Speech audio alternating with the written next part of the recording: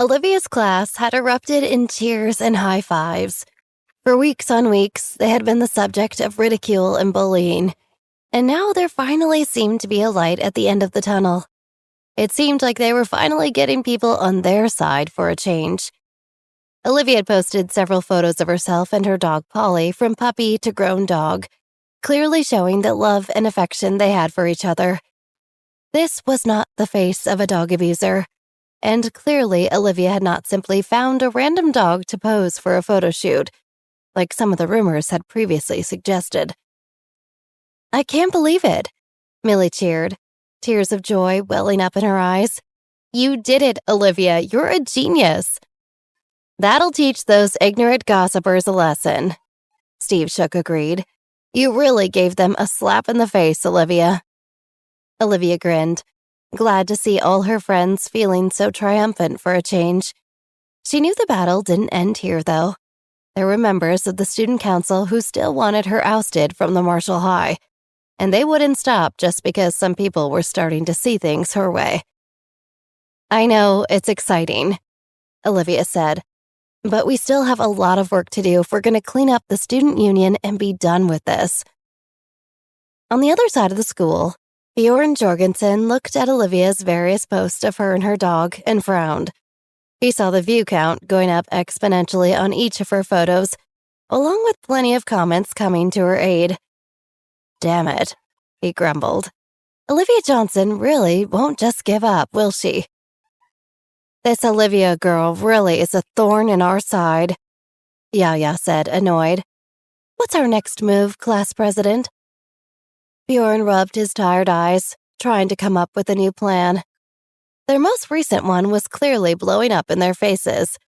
They wouldn't be able to backpedal and claim they were all faked. It was a tricky situation. "Continue to post anonymous messages on the boards. We'll focus on something else. We'll say Olivia somehow made up this whole scandal for attention, as a way to post more photos of herself, advertising for the campus model contest or something. We'll say she's some master-minded liar and it was all part of an elaborate scheme to—" No, that's not right. Bjorn paused. Bjorn clenched his fist and slammed it on the table. "Everything we say about her, she can refute. It just slides right off her. We need to strike while the iron is hot, while there are still people against her." Bjorn said, "No more sitting around. This afternoon, the student council will hold a joint petition in front of everyone at lunch in the cafeteria." "A petition for what, sir?" Yaya asked. Bjorn answered with a devilish grin plastered on his face. "A petition to expel Olivia Johnson."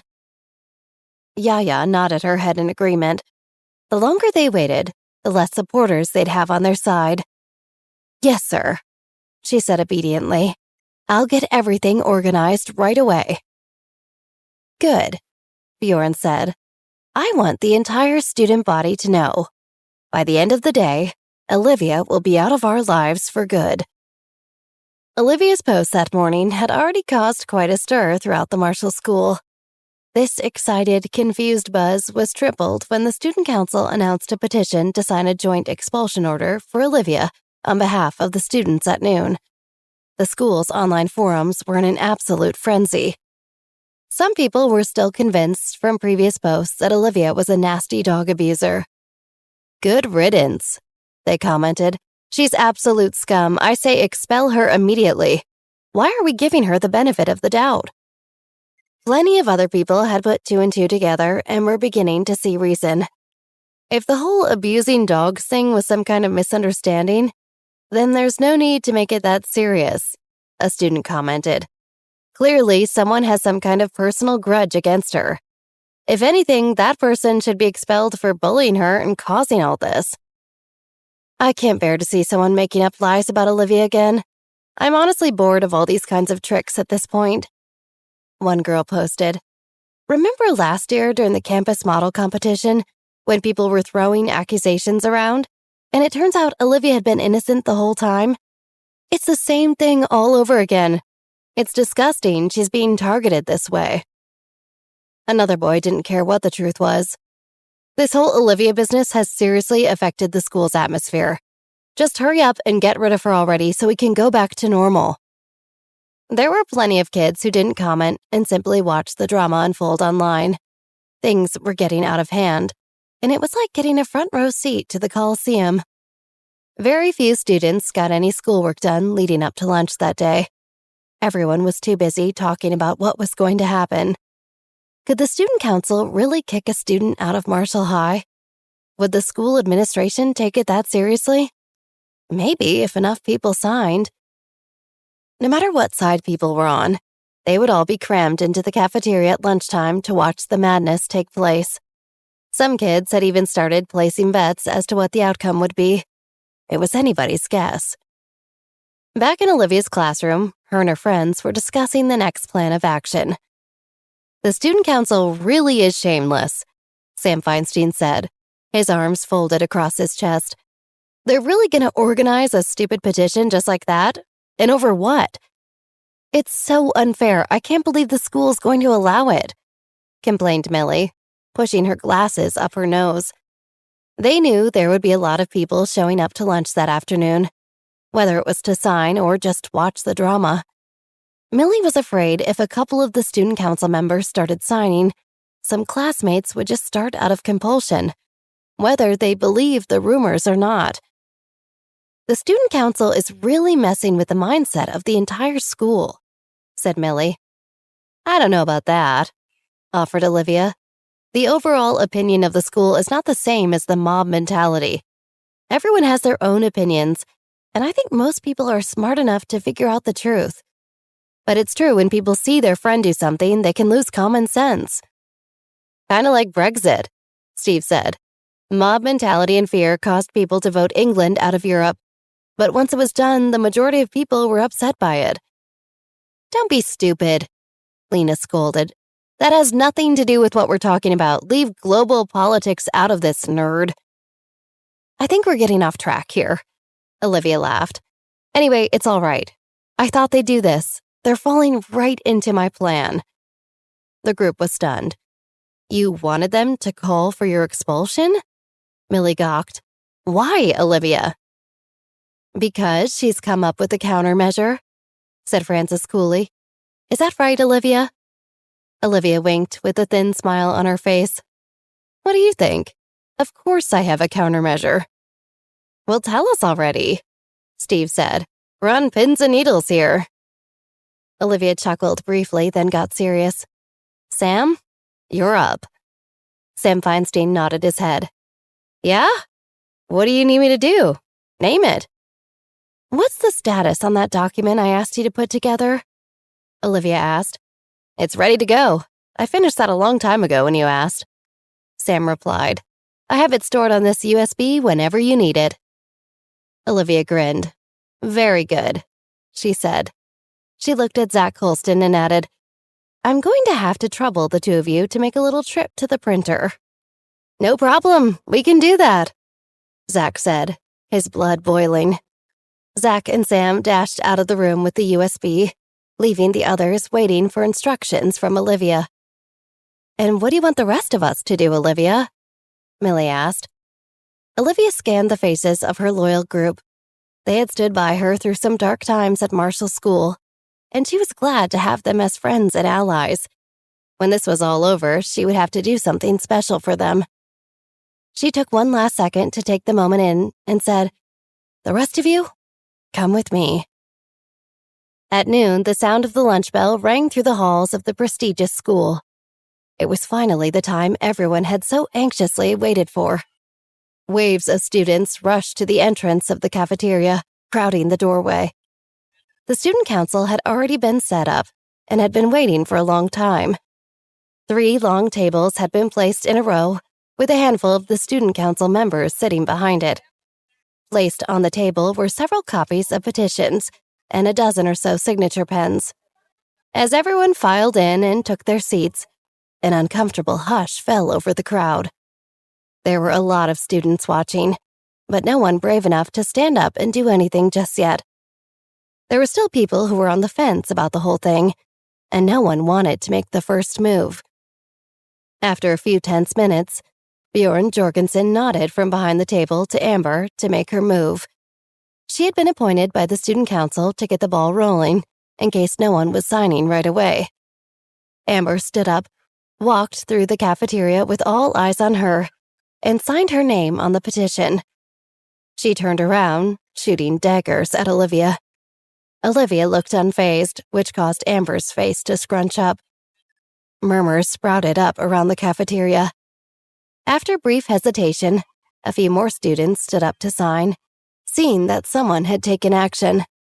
Seeing this growing support, Amber regained her confidence, the corner of her mouth raising slightly. Returning to her seat, she stuck a tongue out at Olivia, who remained calm and collected. Now it was no longer student council members signing the petition, but a smattering of regular students who wanted to see Olivia gone. Slowly but steadily, the petition was gaining its signatures. Bjorn found Olivia's face in the crowd. He waved at her teasingly and mouthed, "So long, Olivia." Olivia laughed, taking a bite out of her lunch. Seeing this show of arrogance, Bjorn frowned. How could she be so cool at this moment? She was staring the possibility of expulsion in the face and laughing. Bjorn assumed Olivia must have snapped under pressure and gone completely insane. Amber watched Olivia from a distance as well, her eyes filled with hate. She thought about all the ways Olivia had gotten in her way. "You're getting everything you deserve," Amber thought. Olivia watched this all unfold, not caring in the slightest. When she felt the time was right, she looked at her friends surrounding her and nodded. It was go time. Sam, Steve, Lena, Millie, and Francis all opened their paper bags that had been concealing and scattered thousands of printed leaflets around the cafeteria. They rained down on the surprised students like confetti at New Year's Eve and caused just as much commotion. "What is this?" asked a classmate, picking a fluttering piece of paper out of the air. On the front of it were words in large, bold letters, "The Student Council Crisis." Written just below it read, "Getting in the way of the Student Council's secret plans? You could be expelled too."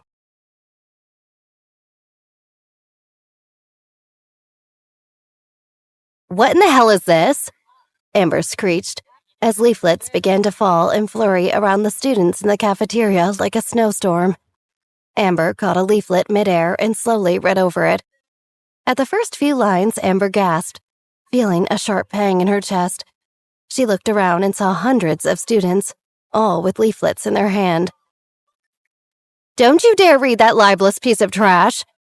Amber shouted out to fellow classmates. "This is obviously just some moron's attempt to spread lies about the student council." Unfortunately, Amber's pleas backfired, and upon hearing this, even more students began scanning the floor, looking for a leaflet to grab. "Student council scandal?" one girl read out loud, scanning the contents of the leaflet. "10 reasons why the members of the current student body of government deserve to be expelled," she continued, then looked up at Amber. Amber searched the room with her eyes panicked. "Obviously, this is all crap," she insisted, starting to sound desperate and a little bit pathetic. Amber looked back at the leaflet, reading onward so she would know how to better protect herself from these new accusations. Although the leaflet was short in length, it didn't hesitate to get straight to the point. Straight away, the leaflet claimed that the student council was responsible for all of the current rumors circling around Olivia, and that the blog, on which the rumors were first posted, was in fact created by the student council. "This is unbelievable," Amber thought to herself. Of course, it was all true. But how could Olivia and her silly little friends have found that out? No one is going to believe this, Amber thought, her anxiety building. But then her eyes hit the next paragraph, clearly showing the VPN addresses, providing that it was in fact some members of the student council that had created the blog. Amber looked around the cafeteria once more, and was this time met with a sea of angry faces. She didn't know what was worse, looking into the withering stares of her peers, or continuing to read the damning truths Olivia and her friends had managed to dig up. Eventually, curiosity won over Amber, and she continued to read. When she got to the last line of the leaflet, her stomach flipped. To make sure you don't end up like Olivia Johnson, make sure you remain a cog at Marshall High School. Keep your head down and always obey your student council overlords. Otherwise, it could be you that they spread such heinous lies about. The murmurs in the cafeteria grew as students shot daggers at Amber with their eyes. Amber could feel the bile rising in her throat. Then she heard a voice that cut through the crowd. If you want to put an end to the corrupt student council that is currently in place, come to our table to sign a petition to recall the people in power and hold a new vote for new leadership. Our school's success depends on it. Amber recognized this voice immediately. Olivia, she thought bitterly to herself. But who would listen to Olivia now? The student council had done such a good job of discrediting her. The only ones still on her side were those dorky friends of hers. Amber smiled to herself as she came to that realization. But her smile soon began to fade as she watched student after student make their way over to Olivia's table to sign her petition. No! Amber reached out and grabbed the arm of one of the students on their way to sign. You can't believe her! What are you, an idiot? The student scoffed at Amber and shook her off. Do you really think now is a good time to be insulting your fellow classmates? The student spat at Amber. Amber glared in the direction of Olivia and her friends, and her blood began to boil. She let out a loud huff, then began stomping her way over to Olivia, a murderous look on her face. Olivia saw her, and for a second felt fearful of what Amber might do. Then Olivia remembered. In this life, there was no reason to fear anyone. She had powers that far surpassed any authority that anyone in this world could possibly have over her. That Olivia is a dead woman, Olivia heard Amber thinking. If I can't hurt her with rumors and gossip, I guess I'll just have to do it physically. Olivia smirked to herself. I don't think you will, she thought, as she began channeling all her energy into one of the folding tables just to the right of Amber's path. With just enough concentration and determination, Olivia could do some serious damage before Amber even had a chance to lay a finger on her. She focused her attention on a younger student, standing right next to the table in her view. Come on, she thought, as she channeled her powers to nudge him off balance. Just a little clumsy mistake. At that moment, the boy took a step, and Olivia seized the opportunity to make him lose his footing ever so slightly, giving him a slight push with the flick of her wrist, so he stumbled a bit and knocked into the table beside him. He faltered for a moment, but was able to catch his balance. However, the table he had hit knocked right into Amber, who was barreling toward Olivia at such an intense speed. Even the lightest of bumps from the folding table sent her flying towards the linoleum floor. Amber tried to catch her fall, landing at an awkward angle on her left arm. A loud crack could be heard from inside Amber's arm, and the entire cafeteria fell into silence at the unnatural sound. People winced and cringed as soon as they saw what had happened. Amber sat there a moment, trying to process what she had just experienced. Then slowly, she lifted her arm, causing an animal-like shriek to emit from her mouth. Olivia, as well as many other students, covered their ears. They had never heard a noise quite so horrible. The shriek quickly turned into a series of loud sobs, until Amber was practically sitting in a pool of her own tears. The students around her hesitated. She was obviously hurt, but also she had deceived the entire class. Should they really rush to help a person like this? A few of the kinder students put their feelings aside, bending down to help the sobbing girl. Jeez, that's gotta hurt, Lena said, a twinge of amusement in her voice. Yeah, that's really too bad, Olivia said, hiding her smile. I guess we should get out of here. Millie looked at Amber once more, conflicted. She hated the girl, and hated everything she had done to Olivia and their friend group.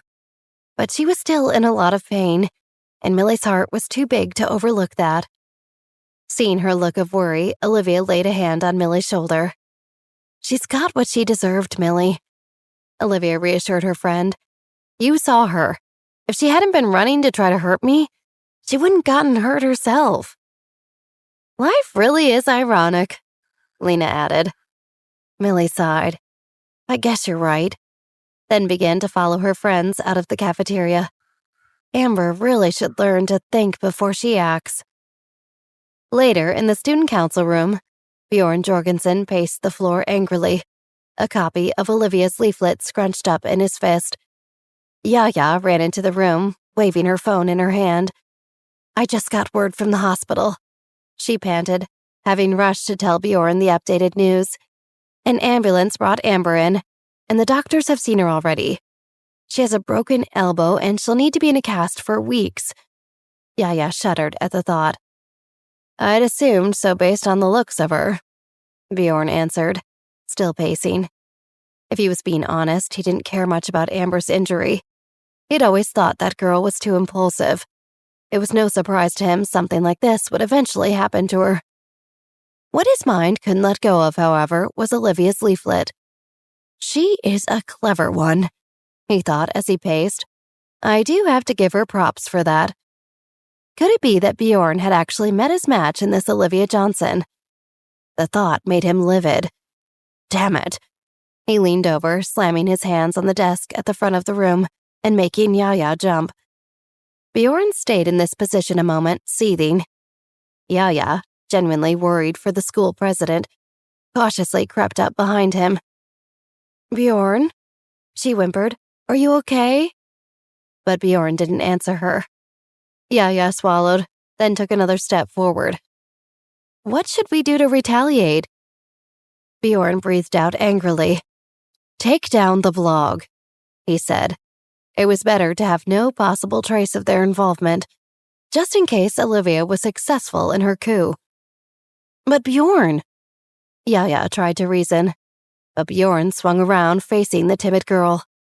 "I said take it down now," he shouted at her, causing her to physically shake. Yaya scurried off towards a computer and hurriedly got to work. After a moment, Yaya's face turned white. Bjorn?" she said, her voice almost at a whisper now. "What?" he snapped back at her.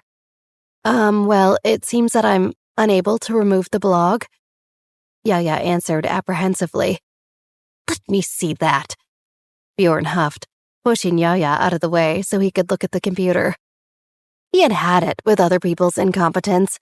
Did he really have to do everything himself? He went into the proper tab on the website and attempted to delete the account, but he wasn't able. "What the?" he muttered, refreshing the page and trying again. It seems that the administrative abilities were changed. All of the members of the student union no longer have administrative access," Yaya explained, still shaking in fear. She hated disappointing people, but she especially hated disappointing Bjorn. "What are you saying?" Bjorn asked the girl, his impatience growing by the minute. "I'm saying we've been hacked." Yaya put her hands up at the side of her face, as if ready to block an attack. "Damn it! Damn it! Damn it!" Bjorn shouted, hitting the desk with every curse, as if to emphasize his annoyance. "All right then. Call the student newspaper and tell them to print a counter-article to the leaflet today." Yaya nodded but didn't move, worried for her friend. Bjorn turned to her, scowling. "Now!" he yelled, causing Yaya to yelp again before running out into the hall to make the call. The newspaper was quick to print out a rebuttal to Olivia's attempt to smear the student council, and surprisingly enough, the article was well received by a majority of students. After all, many students thought, if the student council really was so corrupt, there's no way the teachers would let them get away with everything Olivia had accused them of. Olivia and her friends huddled around Sam's laptop, watching as new comments showing support for the student council appeared on the blog. "I don't get it," Millie stammered. "How are so many of our classmates willing to believe that the student council has their best interest at heart?" "Because people are sheep," Lena sneered, shaking her head at the screen. "Lena's right," Zach added. "People are sheep, and the student council is a cult they can mindlessly follow." "What do we do now?" Sam turned to Olivia. "Should we print out a new leaflet?" "No need." Olivia smiled to her friends. "We've already distributed the truth. There's no need to wear ourselves out. Besides, we have control of their blog now. It's just a matter of time until people see who the good guys really are." "But what about the student council?" Millie pressed. "You don't think they're just going to stop, do you?" "I don't," Olivia answered confidently. "But in order to fully redeem themselves in the eyes of the entire student body, they're going to have to deal with me directly." A wicked smile spread across Olivia's face. They may have won this battle, Olivia thought to herself, but the war has just begun.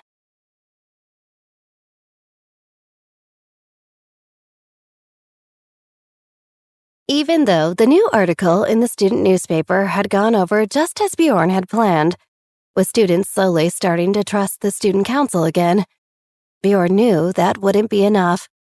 Olivia and her friends could be tricky, and he wanted to stay one step ahead.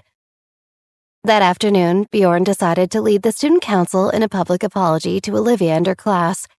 He knew something like this could only have benefits for the student council. It would make them look like the good guys, going out of their way to apologize, even though they hadn't admitted to doing anything wrong. But also, it would annoy Olivia to no end. And isn't that just the cherry on top? Bjorn smirked to himself as they prepared to enter Olivia's classroom. Bjorn knocked politely on the door, before slowly pushing it open and leading his fellow council members inside the room. Having just come back from lunch period, the class was still abustle with students chatting. But as soon as the student council walked in, a hush fell over the room. "Hello, everyone," Bjorn addressed the room, standing in a perfect line with the rest of the council at the front of the room. Olivia snorted. "And what's this supposed to be? A chorus line?" A few of the students snickered throughout the room. Bjorn had to fight himself to keep a pleasant look on his face. "Actually, we're here to apologize." He smiled demurely at Olivia, but his eyes flickered with a cunning look. "We're afraid that some of our recent actions may have inspired students to post slanderous gossip on our behalf," Bjorn continued. Olivia scoffed. So they still refuse to admit that they're the ones who created the blog, she thought. Cowards. "We are very sorry to have gotten so mixed up in something that, frankly, none of us really care about." Bjorn kept his voice light as he spoke. The student council has much bigger issues to deal with, and this was something that wasn't even on our radar until today. Olivia looked around the room, trying to gauge the reactions of her fellow classmates, but their faces were hard to read.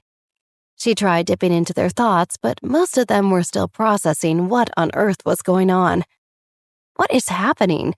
Are they admitting that they had part in the rumors, or are they saying they're innocent? One of her classmates thought. "I don't understand what he's suggesting," another thought, "but he does seem kind of sincere." This was clearly caused by someone who had a personal vendetta and, despite the fact that we do not involve ourselves in petty school drama, Bjorn smiled warmly at the class. "We apologize for any involvement we may have perceived to have in this incident. That was not our intention, and we hope you can accept our apology." The other members of the student council began clapping for Bjorn and themselves. At this point, Olivia had taken out a book and pretended to read.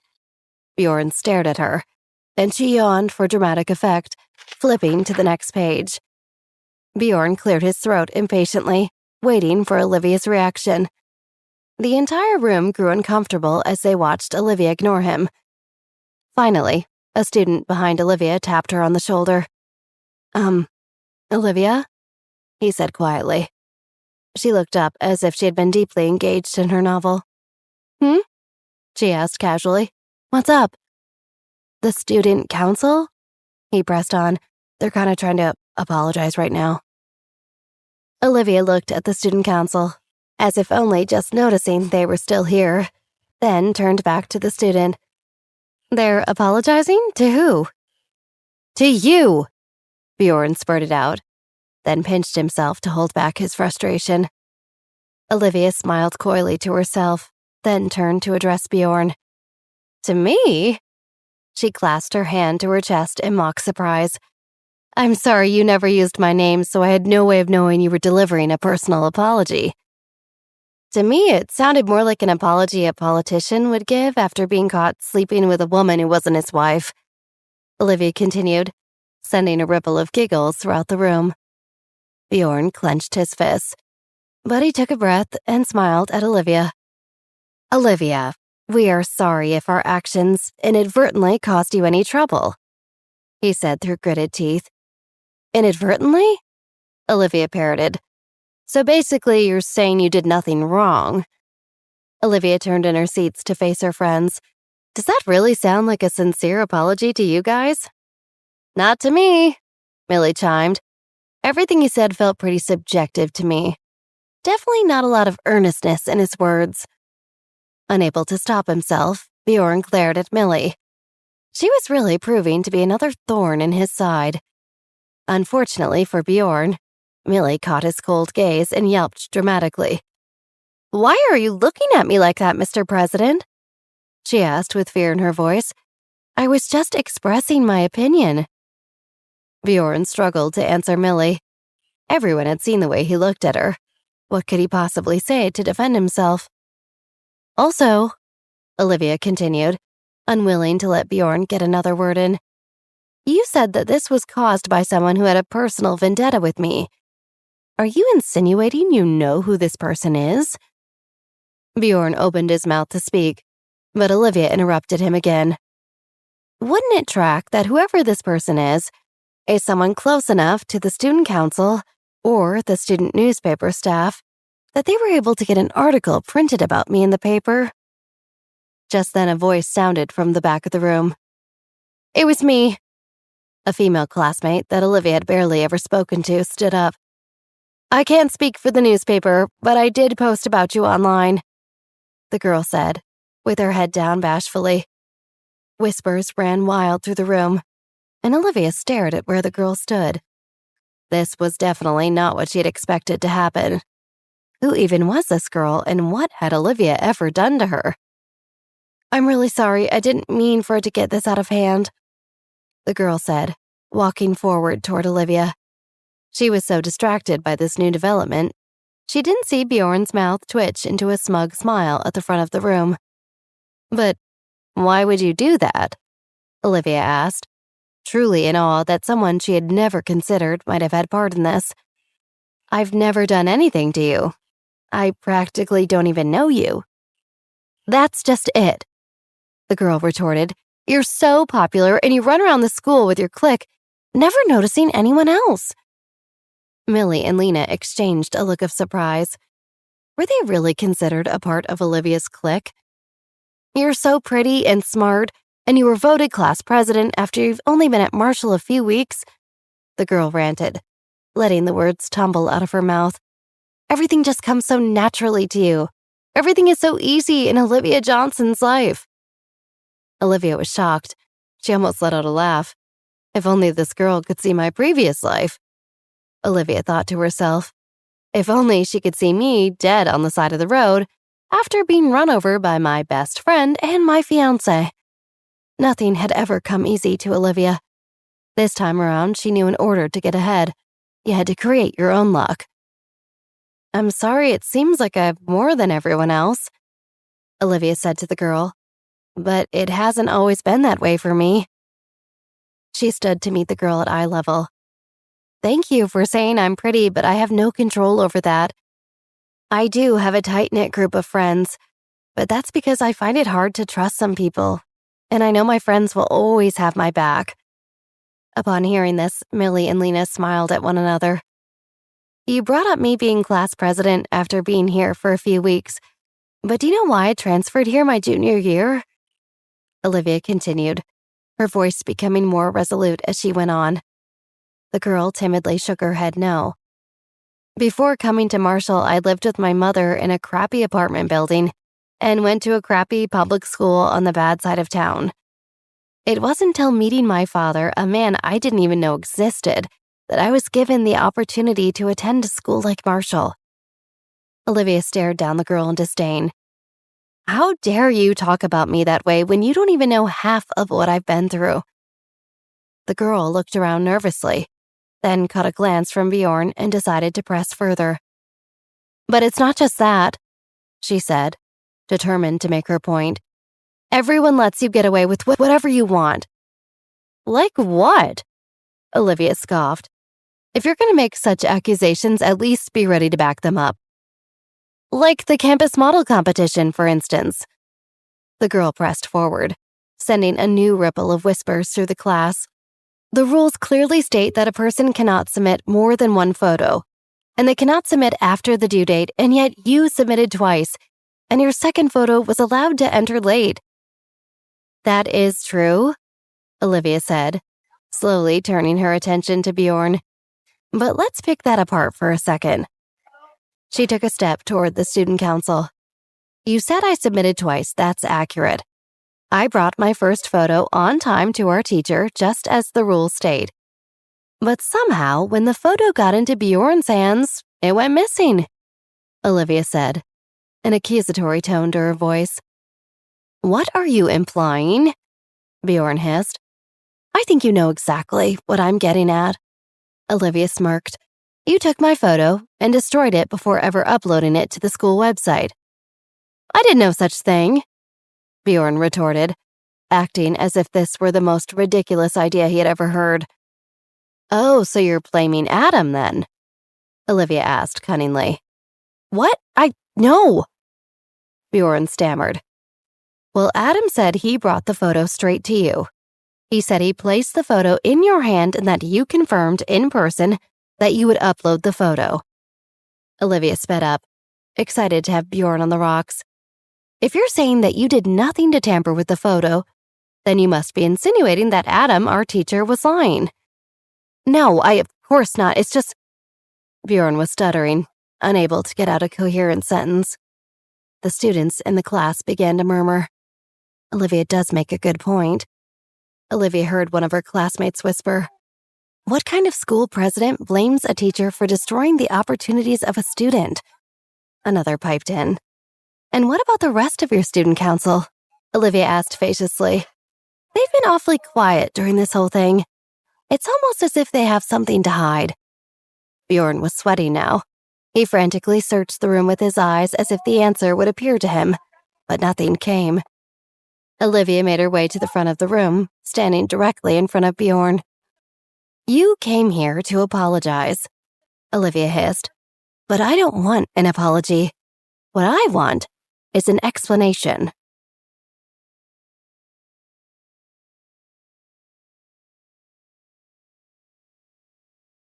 Olivia held her ground as she stared down Bjorn and the rest of the student council. She could tell he was starting to sweat under the pressure of all her accusations. She liked the feeling of making him nervous. This boy, who so often abused his power over others, now standing here looking weak and pitiful under her gaze. This is what Olivia lived for, and she decided to stretch it out for as long as possible. Somehow, that apology just didn't seem sincere to me, Olivia said to Bjorn. And isn't it convenient that one of my classmates suddenly spoke up against me?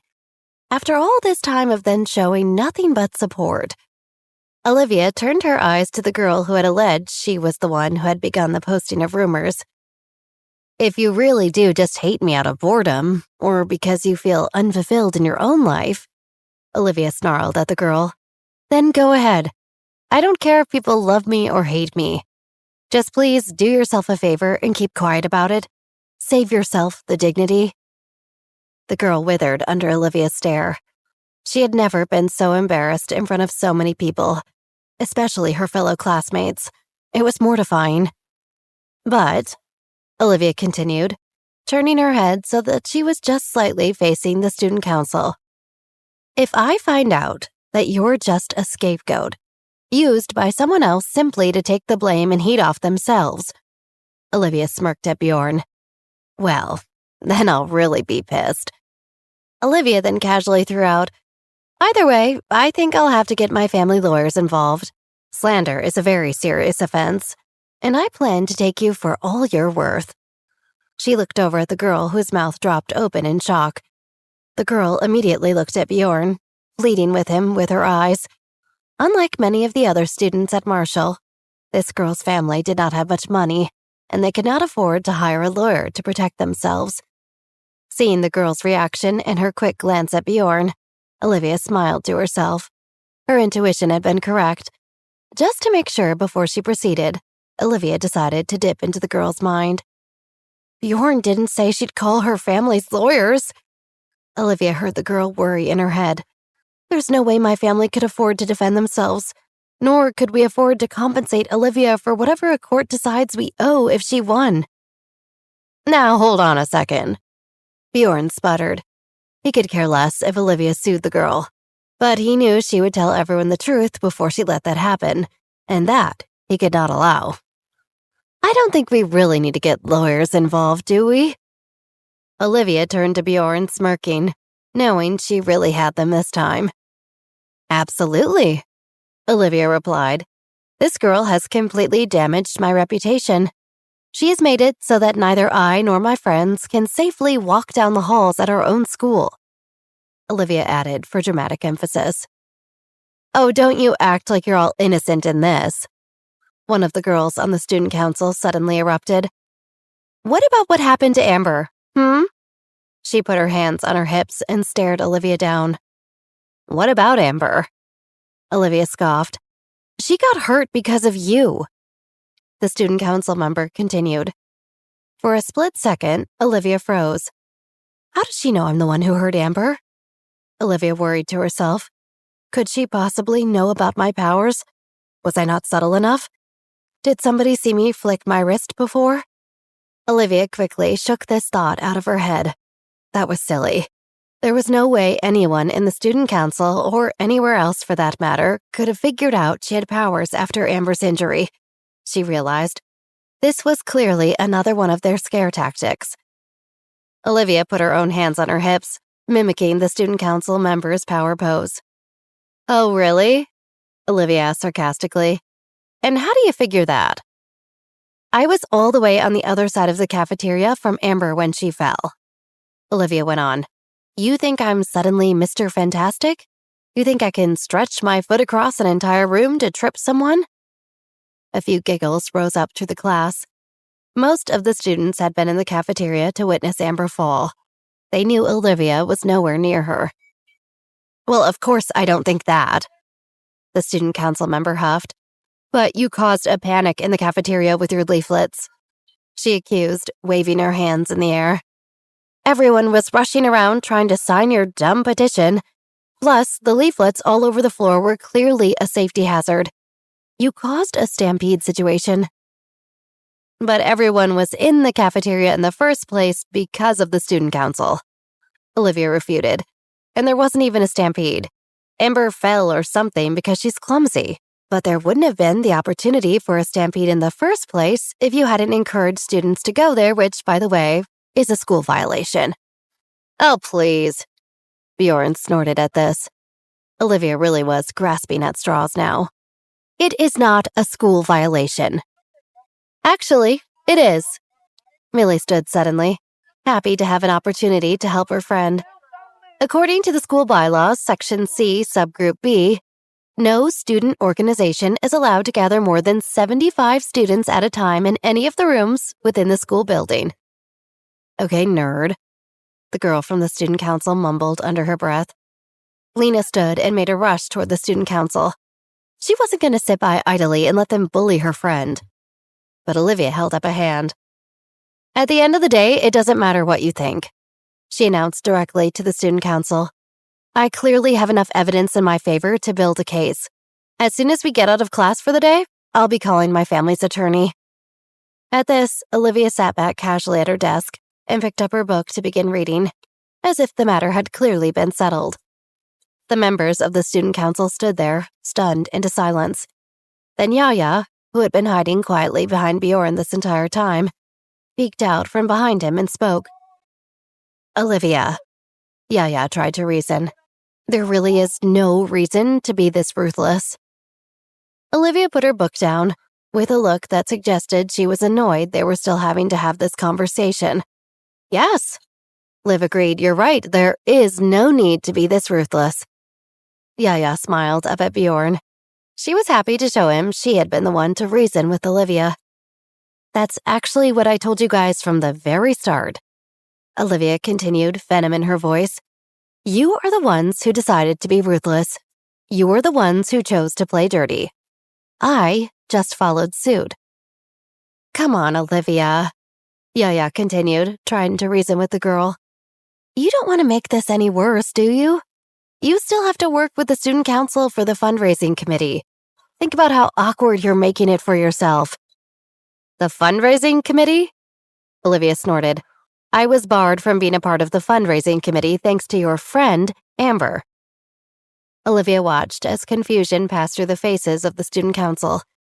Even Bjorn looked surprised to hear this. Amber had been acting like Olivia was still associated with the fundraising committee in order to get other students to come on board. Oops, I guess she didn't tell you. Olivia snickered.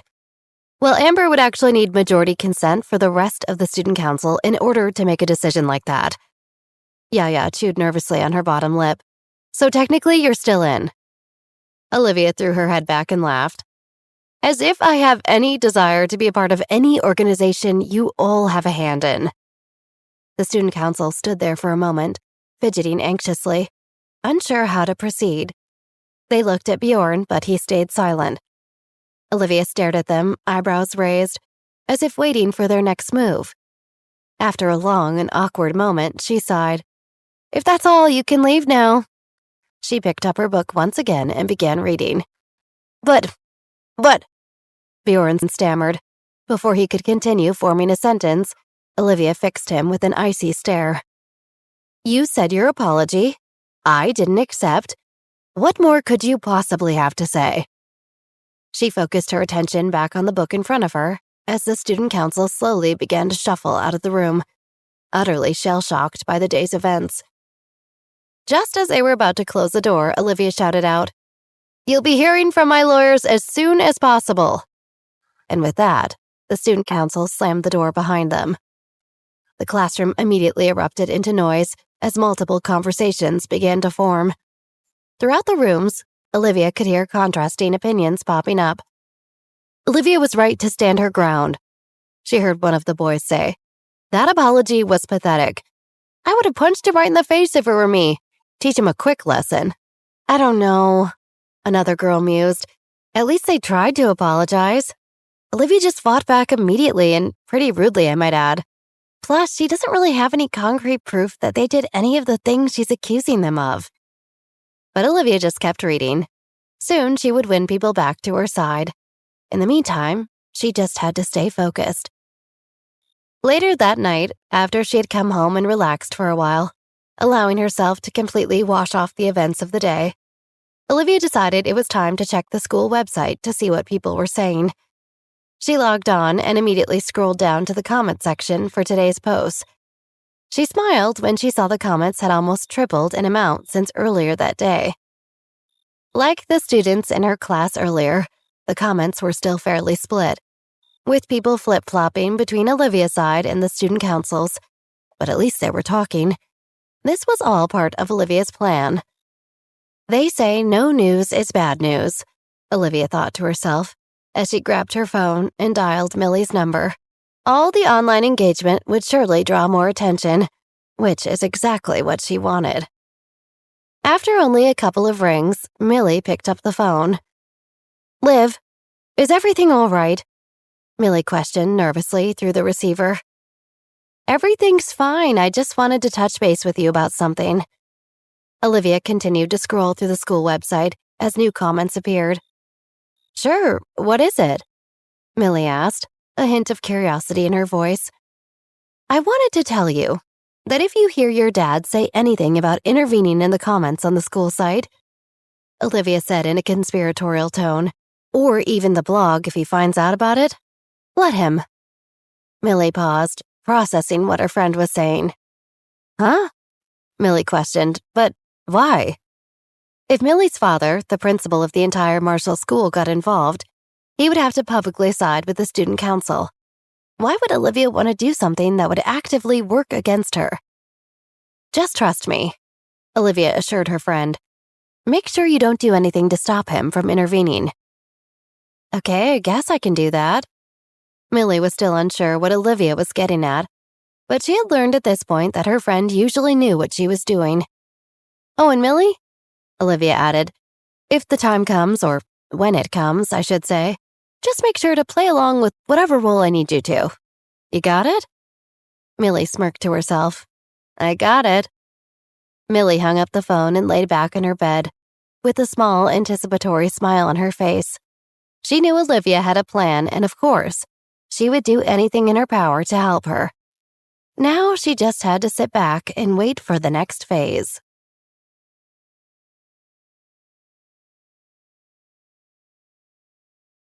The next day at school, the students were informed that Principal Yan and the rest of the faculty had officially intervened in the drama happening between the student council and Olivia.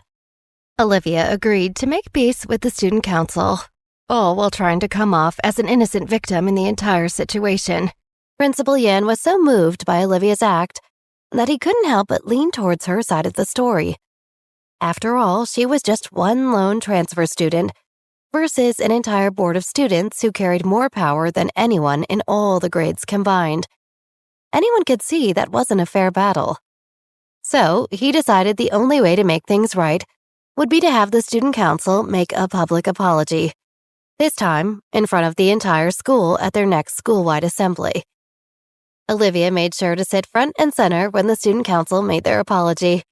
She smirked smugly at Bjorn the entire time and tried not to grin too much with Millie and Lena through the most sincere bits of their speech. After the assembly, Bjorn breathed a sigh of relief.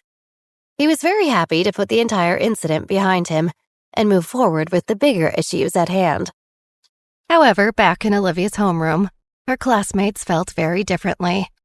They were fully back on Team Olivia and thought an apology was not enough. While Olivia did agree with them, she thought enough had been done for now. The student council would leave her alone, at least for a while, and if they came back to hurt her, she'd be ready.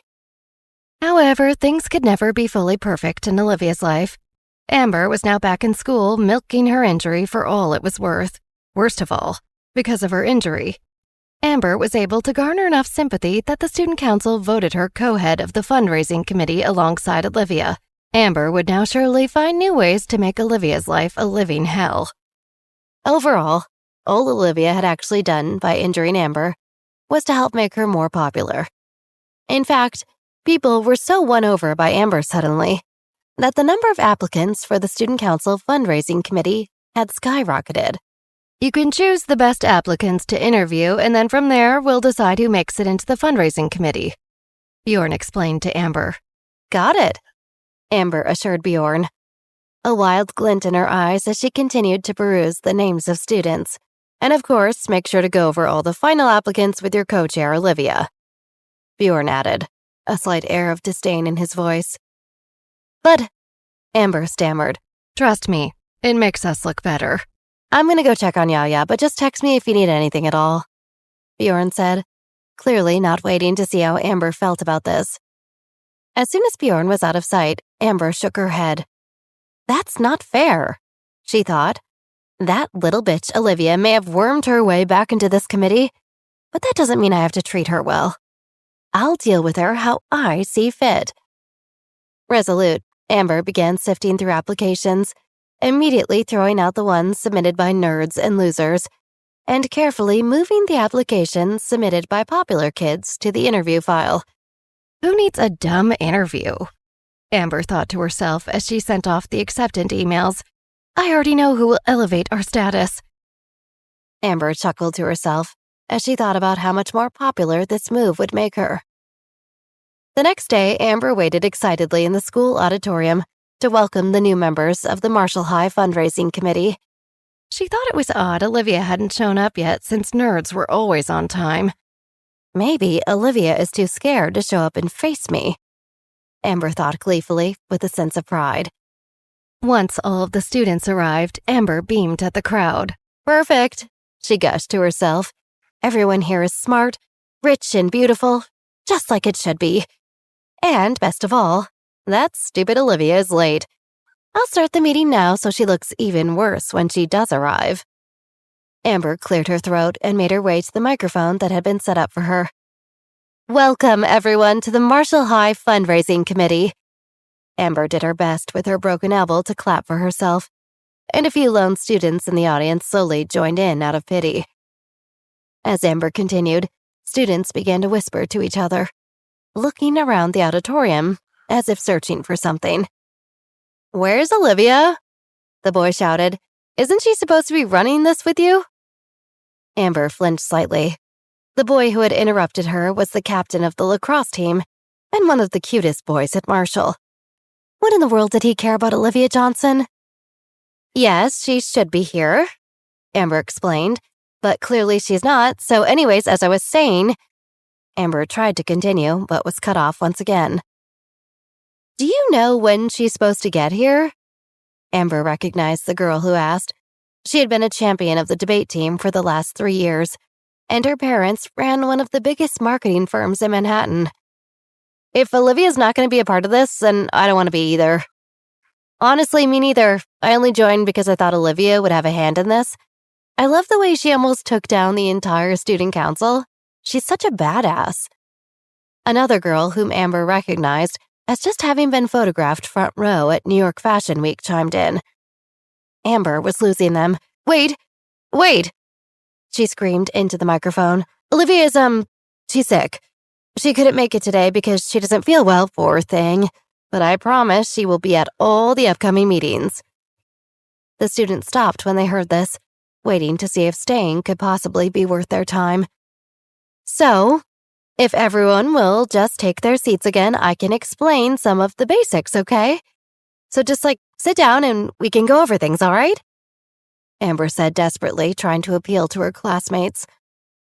After fumbling through the basic principles of the committee, Amber dismissed the meeting, much to everyone's relief.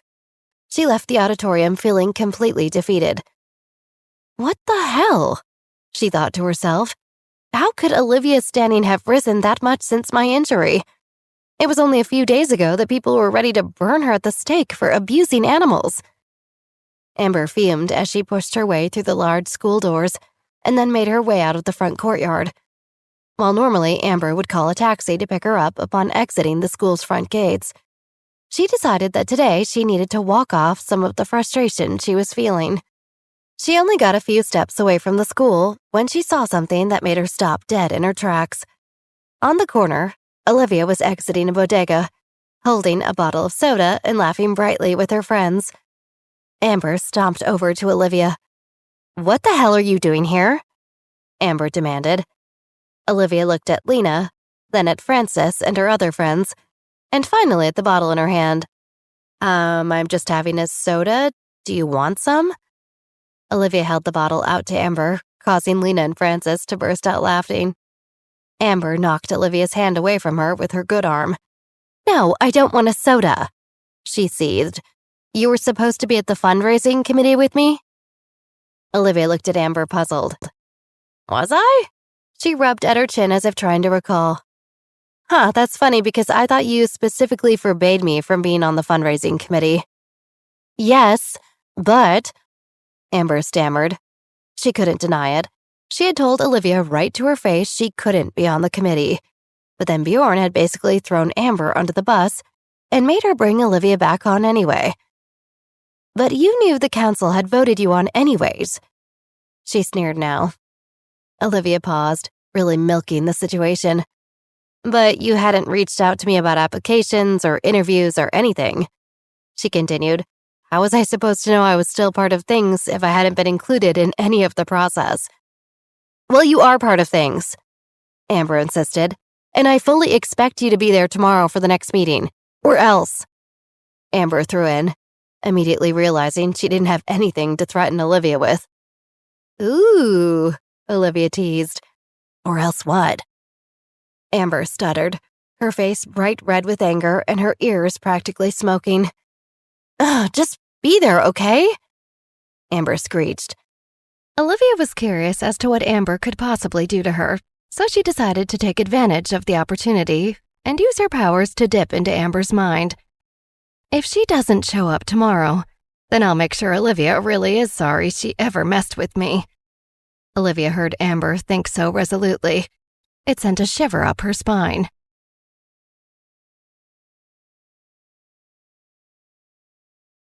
Olivia and her friends were about to push past Amber and continue on their way down the street when Amber stepped in front of Olivia, locking eyes with her.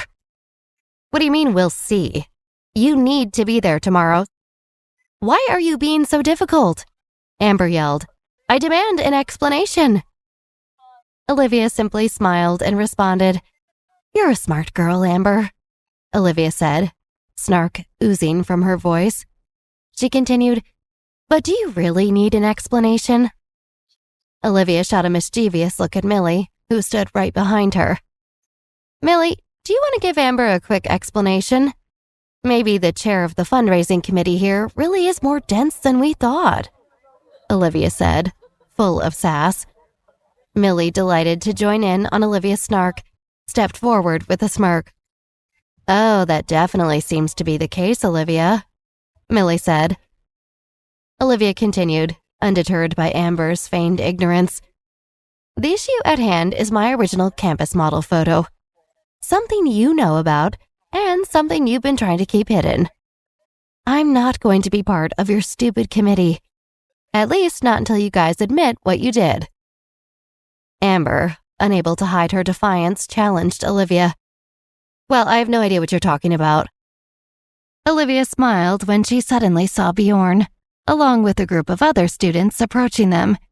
He had seen the showdown when he exited school and made his way over. Olivia glanced at Bjorn as she spoke, taking advantage of the fact that Amber hadn't spotted him yet. "Oh, of course, because Bjorn here knows nothing about it either, right?" Amber, challenging Olivia's accusation, leaned closer. "Bjorn's the one who's making the student council give you this unnecessary apology by letting you be on the fundraising committee in the first place." The cluster of students that began to form gasped. Amber glanced nervously in their direction, spotting Bjorn, who was scowling at her. "This cannot be happening," Amber thought angrily. Olivia, unfazed by Amber's protest, fired back, eyes still cast on Bjorn. "Then why isn't he speaking for himself? Could it be that he's got something to hide?" As Olivia questioned Bjorn's silence, she tapped into his thoughts, her eyes gleaming as she heard his inner doubts. There's no way she has proof that her photo was tampered with, right? Olivia couldn't help but feel a rush of vindication. Bjorn was admitting to doing something to her original campus model photo right then and there, even if he didn't know he was. With all eyes on him now, Bjorn reluctantly stepped forward.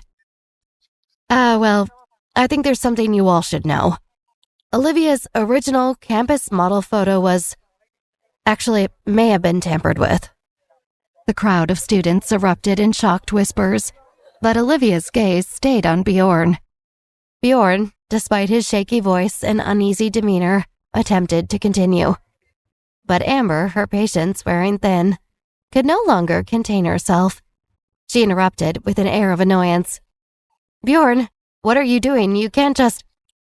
Bjorn cut off Amber and continued. "It's true. The campus model photo, someone intercepted it.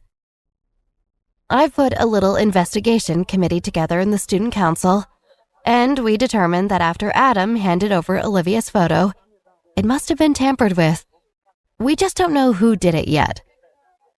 He's lying, Olivia thought, reading his thoughts. Bjorn, trapped in his unintended confession, continued to fumble for words, but his voice was once again overtaken, this time by a chorus of murmurs and gasps from the growing number of students gathering around them. Amber desperately tried to regain control. "Hey, everyone, calm down. Bjorn, he's clearly losing his mind. He must not be feeling well. He doesn't mean any of this." But Olivia, clearly amused by Amber's flustered attempts, chimed in with a hint of snark. "Amber, he looks fine to me." Bjorn spoke up for himself and addressed Amber. "I'm perfectly fine. It's just time to tell the truth," Bjorn said as he looked at Olivia and Amber. Amber, her determination unwavering, insisted, No, it's not true, guys. It's not true." However, Amber's words fell on deaf ears. The students weren't buying her explanation and began to boo her, voicing their disbelief in unison. Olivia's grin only widened as she watched the crowd's support. In the midst of the jeers, Olivia leaned in closer to Amber, her tone dripping with sarcasm. "Oh, Amber, you're such a liar. Just like your student council president when he lied about my photo." Amber, aware that her control was slipping away, attempted to project authority. "Enough! You all need to listen to me." But it was too late. As the students walked away shaking their heads, whispers about Bjorn and Amber's lies, as well as disdain for the student council, spread like wildfire. Amber, her temper flaring, couldn't contain her frustration any longer. She turned to Olivia with a look of pure venom and shouted, "You manipulative witch! You think you can just control everything and get away with it?" Olivia met Amber's rage with a cold glare, her voice dripping with disdain. "Coming from the queen of manipulation? That's rich." Amber seethed, her voice shaking with anger. "You don't know what I'm capable of, Olivia." Olivia smirked, her friend standing firmly behind her, emboldening her. "I know enough to see right through you, Amber." Amber suddenly lunged at Olivia, reaching for her throat. Olivia's reflexes took over and she quickly dodged out of the way, causing Amber to stumble and trip, cutting her knee open on the hard cement. With gritted teeth, Amber hissed at Olivia. "This isn't over, Olivia. I won't stop coming for you." "You better be ready for the fundraising committee meeting. I plan on making it hell for you." Olivia chuckled. "Amber, I eat hell for breakfast with a side of determination. Good luck keeping up." Amber scoffed and stormed off, her face twisted with rage, determined not to let Olivia's triumph get to her. She had plans, and she was ready to unleash them to get back at Olivia. Lena, with a sense of amazement in her voice, asked, "Can you believe it? We actually took them down." Sam, ever the cautious one, added, "I don't think they'll take this line down. They're not going to let us win that easily."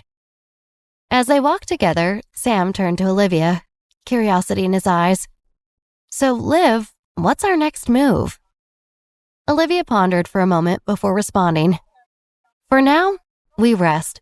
We've won this round, and I'm sure they'll have something up their sleeves, but we'll deal with that tomorrow." After saying goodbye and separating from their friends, Millie and Lena walked home together and talked about the day. Lena laughed and nudged her friend playfully.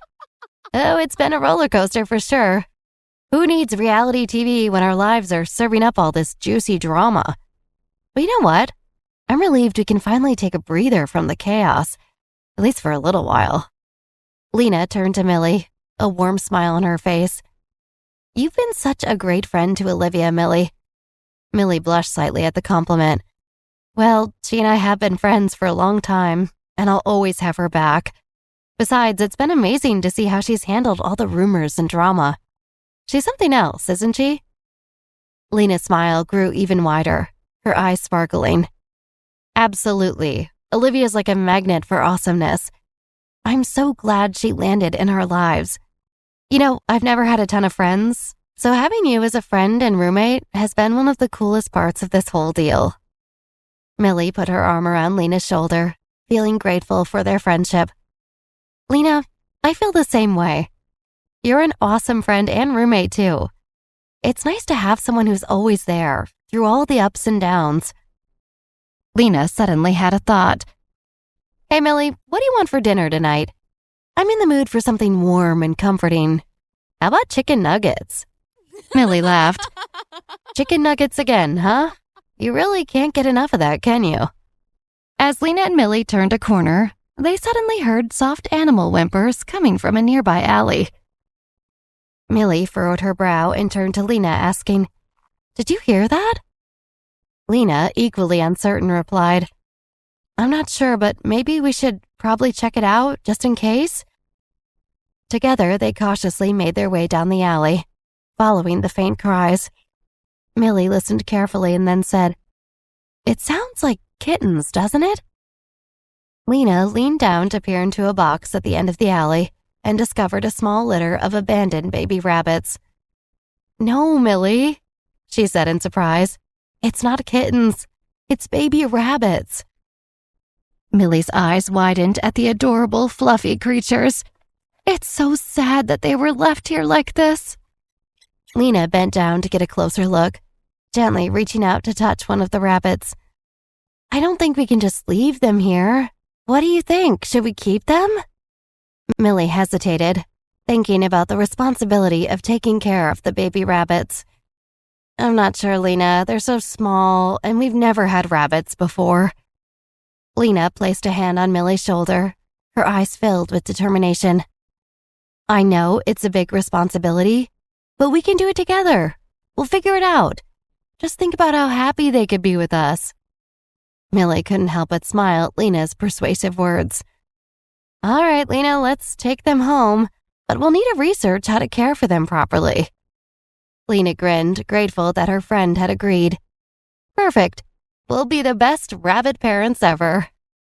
As they carried the adorable baby rabbits back home, Lena turned to Millie with a playful gleam in her eye. Millie, I've got the perfect names for our new furry friends. Millie raised an eyebrow, curious about Lena's naming choices. Oh yeah? Lena grinned and said, Let's call them Nuggets and Cheese. Millie burst into laughter at the unexpected yet amusing names. Nuggets and Cheese? Seriously? While Millie chuckled at Lena's rabbit names, a mysterious man lingered in the shadows across the street, closely watching her every move. He discreetly snapped pictures of Millie with his phone, then texted, I think we've found our next target.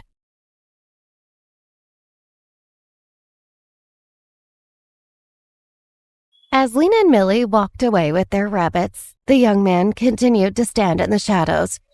With a scowl on his face, Cameron turned to Camilla and signed, I've sent them pictures of Millie. Maybe they'll give us orders to take her out of the picture. Camilla stood behind Cameron, nibbling on McDonald's french fries, completely distanced from Cameron's mission. Annoyed, Cameron signed, Why are you eating that garbage when we could be getting another target? Camilla threw the empty bag of fries on the ground and signed, Because I don't think Millie needs to be our target. You're just obsessed with her. We're here for Olivia, and she's complicated enough. If Millie becomes our target, it could cause even more trouble. Defensively, Cameron signed back, I'm not obsessed with Millie. Camilla quickly responded, signing, Yes, you are. You can't get her off your mind. Because she's watching us. She saw us signing. You saw how she looked at us in class. Cameron signed, filled with frustration. Because you were staring holes into the side of her face. Camilla signed back, growing equally frustrated. No, that's... Cameron stopped signing as he tried to calm himself down. Instead of reacting in anger, Cameron decided to get under Camilla's skin. Well, at least I wasn't staring at her like you were staring at Olivia. Camilla rolled her eyes at Cameron. I was staring at Olivia because she's our target, and the entire student council is after her. What happens if they win? How does that change our plan? Cameron walked away from Camilla, making his way down the sidewalk, wondering why he hadn't received a text. The family typically responded immediately. Were they forgetting about us? Were they abandoning the mission? Cameron thought. Camilla followed Cameron but kept her distance so as not to antagonize him further, because there was still some tension between the twins. As they walked down the street, a black private car pulled up next to them. Camilla and Cameron went on alert as they looked at the car. Monica rolled down the window and smiled when she saw the twins. Oh my God, it's you two! Get in! We can go home together! Camilla and Cameron put on fake smiles as they looked at Monica. Hey, I can't believe we ran into you. How random, Camilla said as she moved towards the car. Camilla and Cameron shared a questioning glance as they got into the car. Did the Johnson family have eyes on them? Millie and Lena arrived back at their place with a box of baby bunnies. They set about providing the rabbits with plenty of water, carrots, and soft, clean blankets. As soon as they had gotten the bunnies settled, Lena and Millie moved to the kitchen to start on dinner. As the girls cooked, Lena could not help but think back to what Sam had said about Amber not letting them get away with taking down the student council. I'm just gonna give Olivia a call real quick. I just want to make sure she got home safely, you know? That Amber is crazy. Millie understood Lena's concerns. She watched on as Lena dialed Olivia's number, putting the call on speakerphone for Millie to hear as well. Hello? Olivia answered. Olivia, did you make it home okay? Lena asked quickly. I did, why? Lena and Millie let out sighs of relief. Good, just wanted to make sure. After everything that happened with the student council today, can't be too careful. Lena cautioned. Olivia smiled. It warmed her to hear her friends be concerned for her. It was something she definitely could have used more in her past life. I'm home, safe and sound. You don't need to worry. I'll be handling Amber soon enough. Does that mean you're going to the next fundraising committee meeting? Millie asked curiously. I will not be going. Olivia smirked. The best way to win this battle is to not even show up. People will get tired of Amber, which will cause her to freak out and try even harder to win people back. The longer I'm gone, the more other students will ask where I am, and Amber will get desperate. I won't even need to do anything. Amber will sabotage herself. Just then, an oven timer went off. Gotta go before the chicken nuggets burn, Lena said. Thanks for calling. Enjoy your dinner. Olivia laughed. The next day at school, Olivia failed to show up at the fundraising committee meeting again, just as she had planned. Amber seethed in her mind. This is war, Olivia. You think you can just dodge my threats? Well, you're in for a rude awakening. She watched the clock tick away the minutes, the time becoming a symbol of her frustration. Finally, when the meeting came to a close, Amber couldn't contain her anger any longer. She stormed out of the room. Amber stormed into the student council room, a whirlwind of anger and frustration. She couldn't believe what had just transpired, and she was eager to confront Bjorn about it. She found him sitting at the head of the council table, reviewing some documents. Bjorn? Amber hissed through clenched teeth. You won't believe what Olivia just pulled. Bjorn looked up from the documents with a mixture of concern and fatigue on his face. What's going on, Amber? What did she do now? Amber leaned forward, her eyes blazing with fury. Olivia didn't show up to the fundraising committee meeting again. It was a complete disaster, and she's sabotaging the whole thing. Bjorn sighed and rubbed his temples.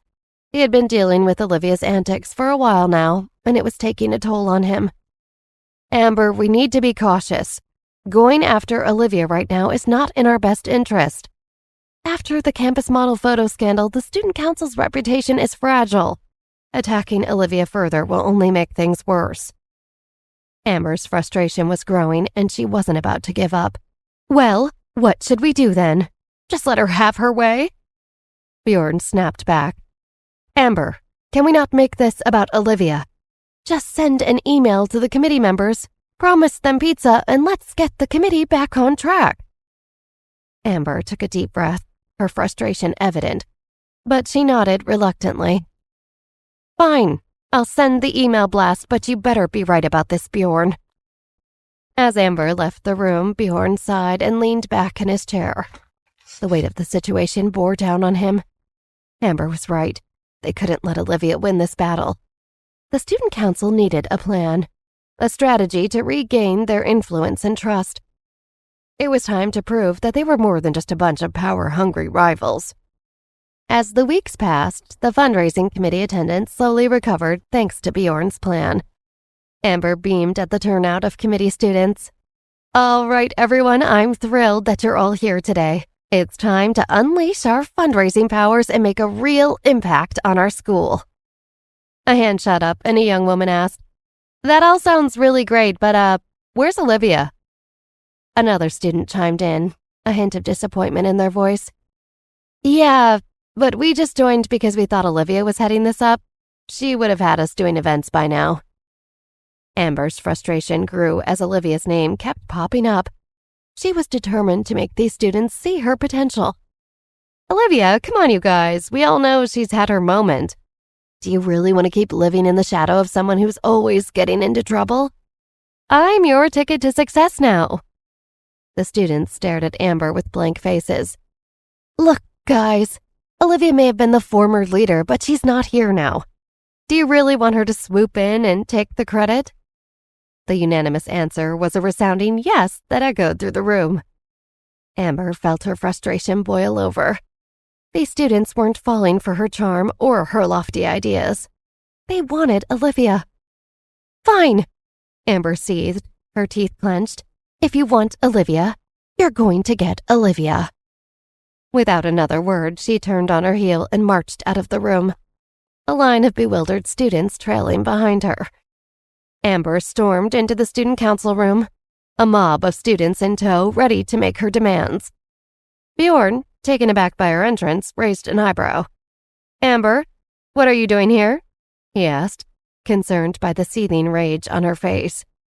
Amber's voice was sharp and determined as she spoke. I'm here with the fundraising committee, and we want Olivia. The students were quickly gathering around Bjorn, their faces curious and expectant, demanding to know where Olivia was. Bjorn quickly ushered Amber to his side, speaking with a sense of urgency. Amber, you need to get your committee together and leave the student council room. We can't have this chaos right now. Amber's patience was wearing thin as she retorted, Well, I've been tirelessly trying to rebuild this committee, but Olivia is making it impossible. Bjorn, growing impatient, responded, Amber, you need to focus on your committee's work and learn from others. Other committees are making great progress, and so can you.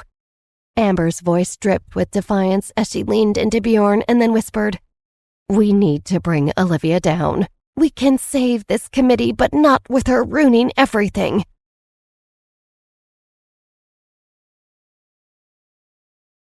Sometime after Amber and the other students from the committee had left the student council room, Yaya came across Bjorn chuckling to himself as he sat alone at the table. Bjorn, what's going on? She inquired, her brows furrowing. Bjorn suddenly started to smile, his eyes glinting with a sinister plan. He leaned in closer to Yaya and asked in a low, ominous tone, Do you think students would be upset if the fundraising committee was in danger of being sabotaged? Yaya's eyes widened at his question, and she replied without hesitation. They'd be outraged. The fundraising committee is the lifeblood of this school. Bjorn leaned in closer to Yaya. Yaya, I found a way to turn the school against Olivia.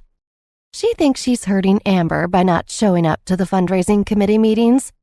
But what she doesn't realize is that she's hurting herself. Yaya paused, skeptical. Are you going to sabotage the fundraising committee and blame it on Olivia? Bjorn nodded, clearly pleased with himself. But remember, the school actually needs the fundraising committee. What will we do without it? Yaya asked. Don't worry about that. I have plenty of connections. We'll get a convenient, anonymous donation if and when we need it. The funds will be raised with or without the committee, and that's all the school really cares about. Bjorn winked. Yaya still looked dubious. You can't just get rid of the fundraising committee. There are procedures, and Amber would never vote for it. I've already thought it through, Bjorn interrupted. We'll vote Amber out as co-chair so she can't get in the way. Then Olivia will have to return or there's no co-chair. Honestly, no one else is cut out to lead it after that, so there won't be a replacement. Then I tell everyone Olivia never intended to be a part of the committee in the first place and is just using it and everyone to take down the student council. Hang on. Yaya held up her hand, confused. Vote Amber out as co-chair? The council would never do that. They will when I say it was Amber who schemed to tamper with Olivia's photo. Brent smiled confidently. And when we oust her, we'll look like we're doing the right thing. When everyone hears that Olivia is purposefully undermining the committee and leaving it leaderless, they'll all turn against her. Then if everyone quits, no more fundraising committee. I say something about a committee not being able to exist without enough members according to the bylaws, blah, blah, blah. No one reads the bylaws. I haven't even read the bylaws. Yaya nodded, impressed by Bjorn's idea. Bjorn nodded.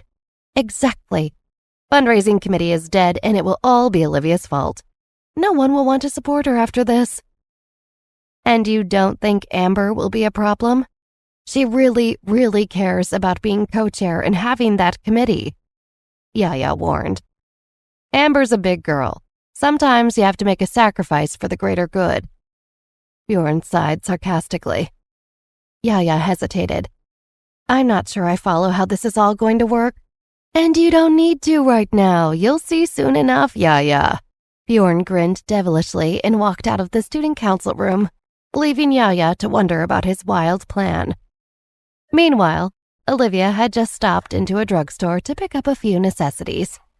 As she threw items into her cart and passed by the shampoo aisle, she noticed the section that featured shampoos labeled for men.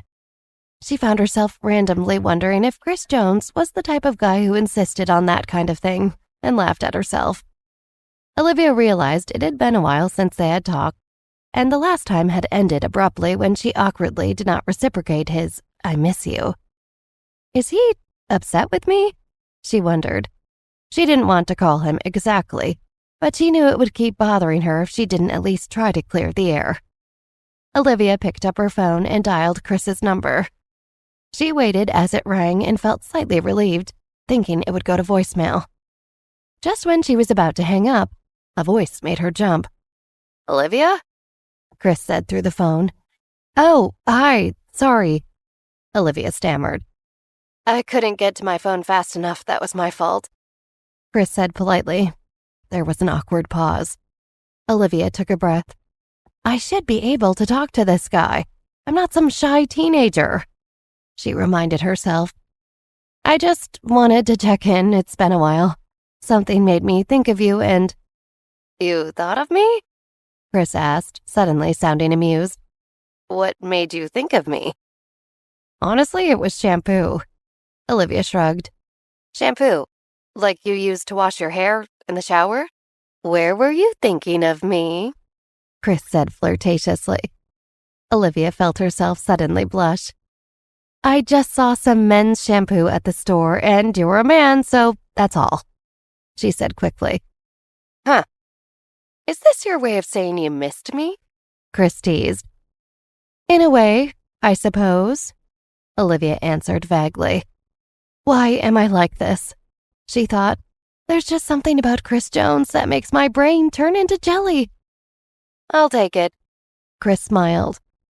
Chris held his phone away from his ear and looked at the screen. He was getting another call that he had to take. Sorry, I have to go, Chris sighed, but I'm glad you called.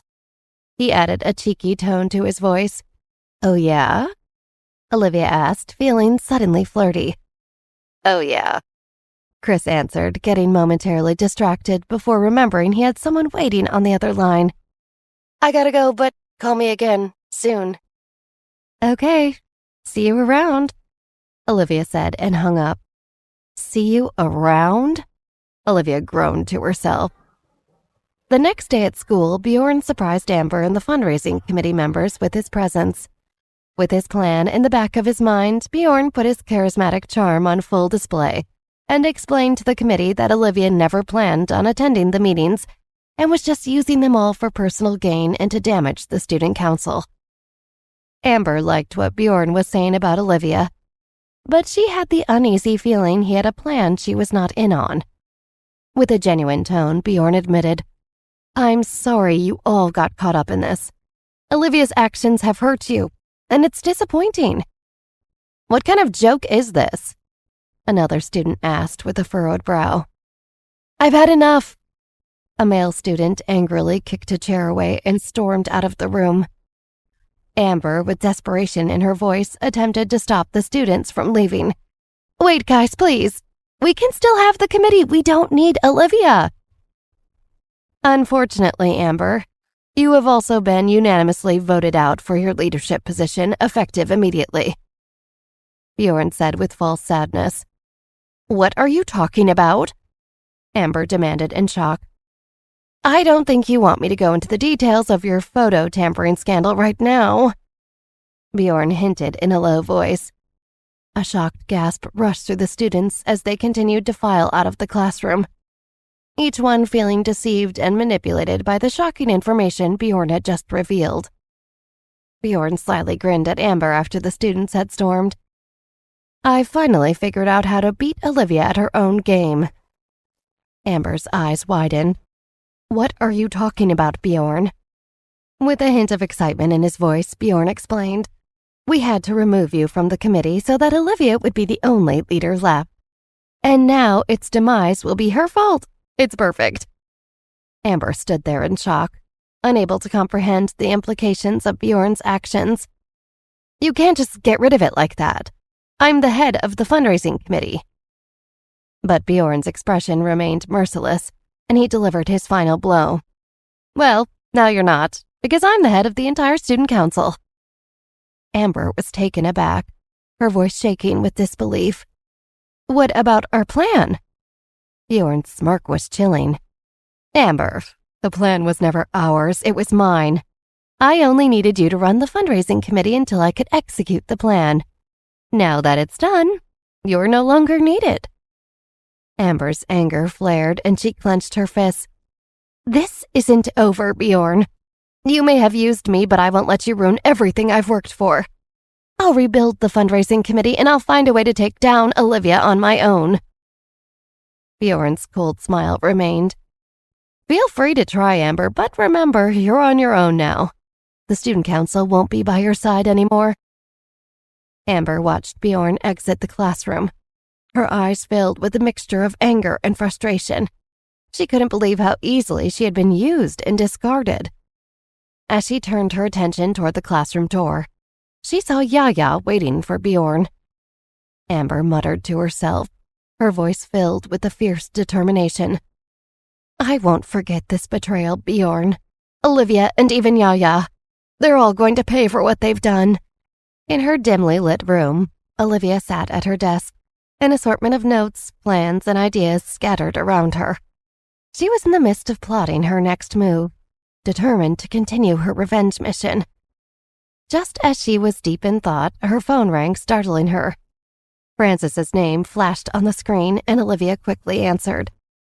Olivia, you have to get on the school blog right now. It's all over the comments section, and they're turning everyone against you. Francis insisted. Perplexed, Olivia asked, Why? What's going on? Francis wasted no time explaining. The student council is spreading the word that you sabotaged the fundraising committee. The comment section is filled with accusations of you being selfish and manipulative. What are we going to do now? Francis questioned. Olivia paused for a minute as she turned into an ice queen. She responded with a determined smirk. If they want war, we'll give them more.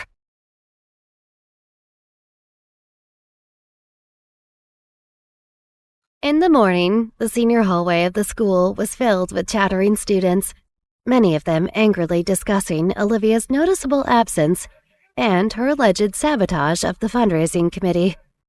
One student furrowed his brow and asked his friend, Hey, have you heard from Olivia? I can't believe she would pull a stunt like that. His friend shook his head, clearly upset. Nope, haven't seen her or heard anything. It's just so messed up. The fundraising committee was a big deal. A girl with a smug grin replied, I guess she wanted to leave with a bang, literally blowing up the fundraising committee. As they walked by, another group of students was engaged in a heated discussion. I mean, who needs a fundraising committee, right? One of them sarcastically quipped. It's not like they're raising money for important things like the senior prom or anything. Another chimed in. Oh, how thoughtful of her to remind us why we can't have nice things.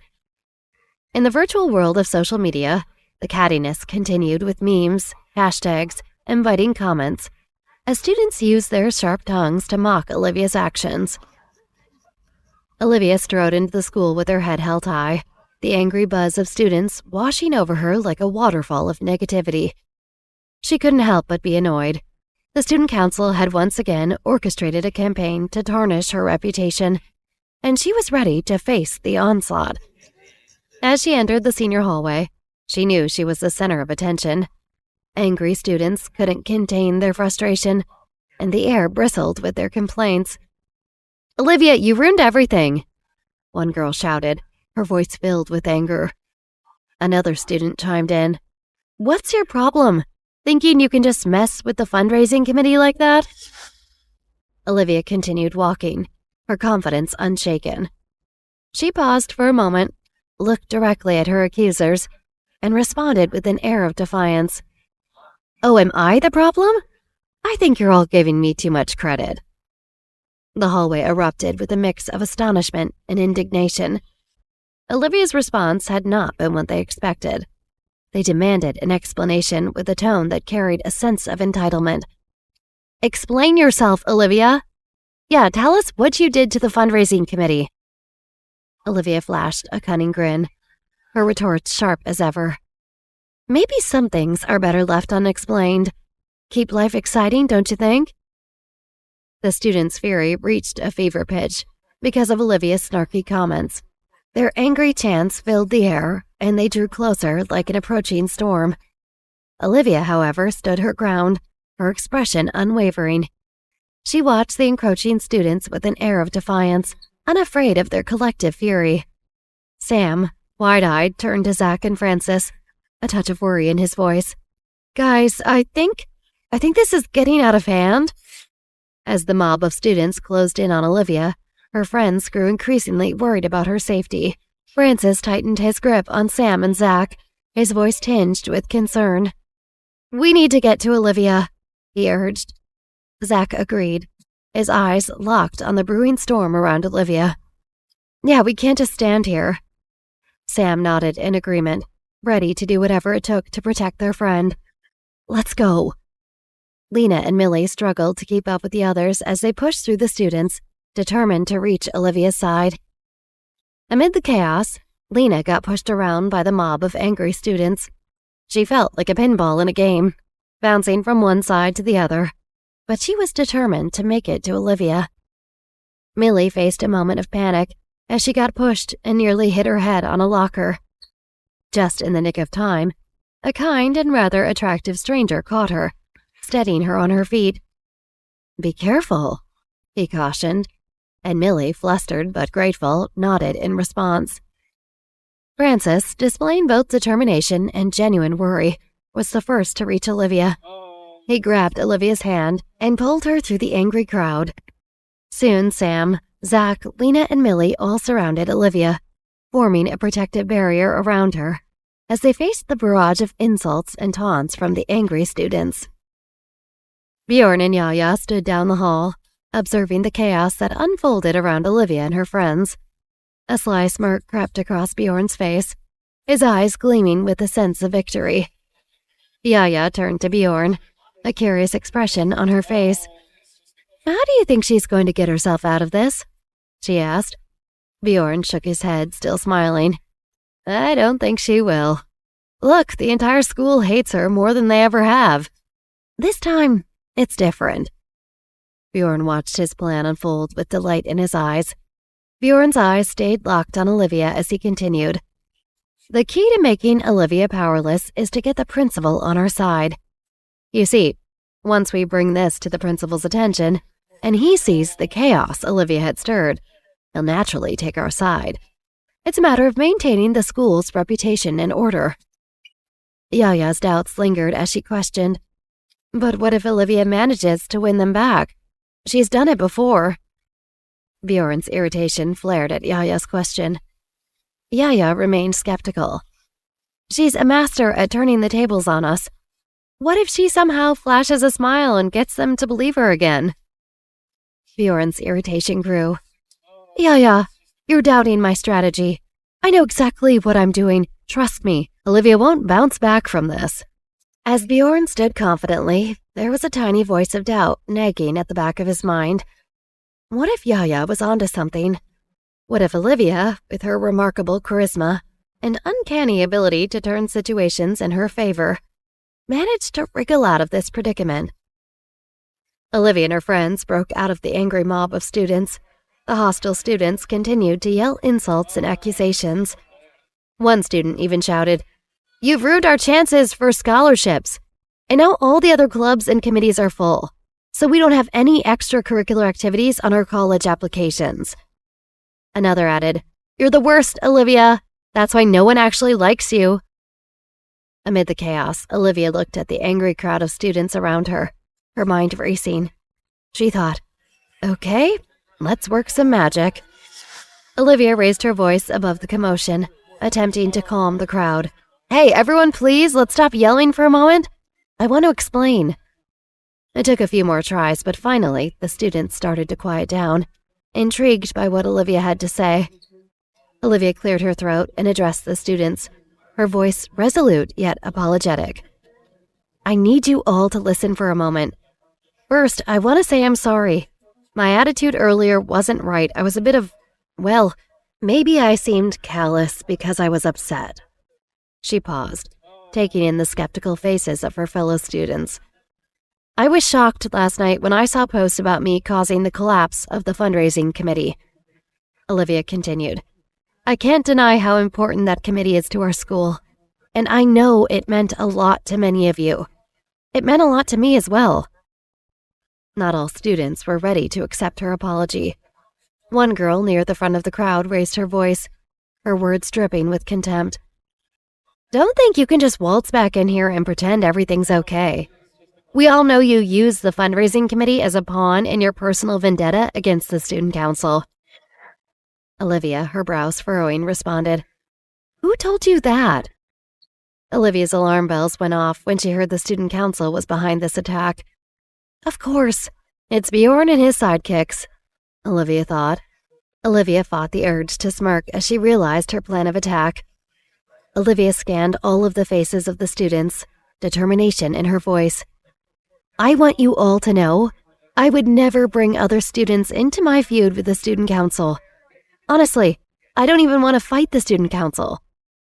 She paused, letting the weight of her words sink in. "Can I be completely honest with you?" Olivia asked, looking at the crowd of students who nodded in response. "At first, I didn't think I might want to be vice president of the fundraising committee again this year. I had so many plans, so many ideas to have fun and do amazing things for the committee and the school," she continued, her voice unwavering. "But then Amber and Bjorn, well, they stopped me. They started spreading lies and rumors about me, including that campus model photo incident. Now it's time to play the victim and plant those first seeds of doubt," Olivia thought. Olivia mustered up some fake frustration as she spoke about her ordeal. "And when I tried to join the fundraising committee, Amber was so rude to me. She told me she'd never let me enter a fundraising committee meeting, just like that. She blocked me from even going to a meeting." Nothing wrong with a little embellishment. It adds a nice little spice, Olivia thought to herself.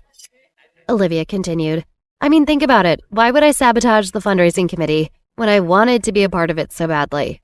It doesn't make any sense." Several students began to voice their doubts about Olivia's story.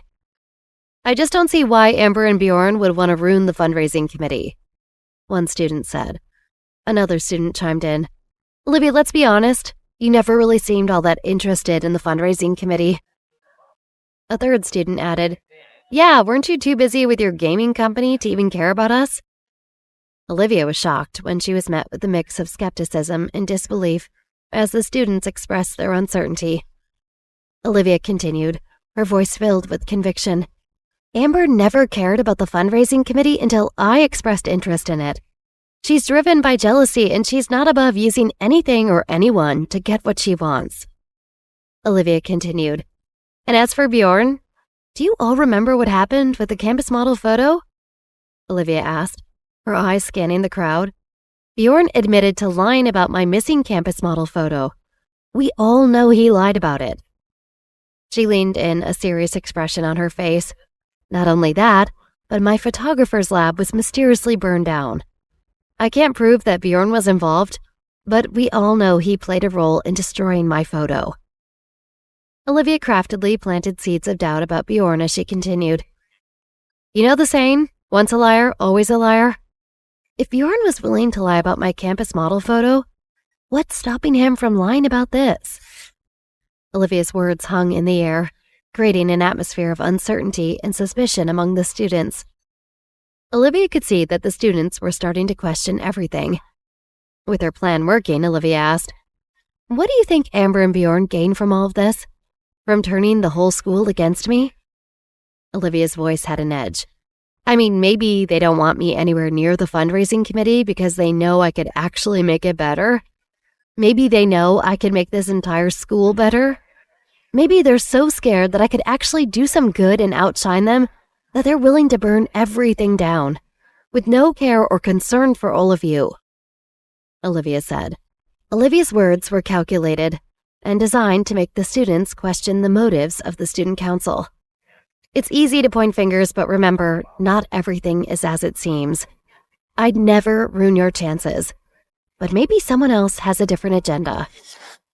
Olivia smiled as she heard the students buzzing with confusion and uncertainty. Whispers and discussions filled the senior hallway as they debated who to trust and what to believe. With her head held high, Olivia walked away from the group of confused students. As she made her way to her next class, Olivia made a point of making eye contact with Bjorn and Yaya, who were watching her from a distance. Her gaze was steely and confident, a silent declaration that she would enjoy destroying the student council and anyone else who crossed her path. Olivia was sick of being pulled left and right after all the drama with the student council, and she refused to back down. This time, she would stand up for herself no matter what, even if that made her unpopular. Soon, Lena heard what happened between Olivia and the student council members, and she nudged Olivia. Lena felt anxious at the budding tensions cropping up throughout the school. "Hey, Liv?" Lena cautiously lowered her voice. "I don't know if this is your best move. It seems like you're kind of just making things worse for yourself." "Yeah, but what I said is the truth." Olivia held firm on her point. She appreciated her friend looking out for her, but on this matter, she wasn't going to budge. She had been careful to listen in on the thoughts of as many angry students as she could, ensuring that things wouldn't get too out of hand. "You're just lazy," one girl had thought back to when Olivia was confronting Bjorn just now.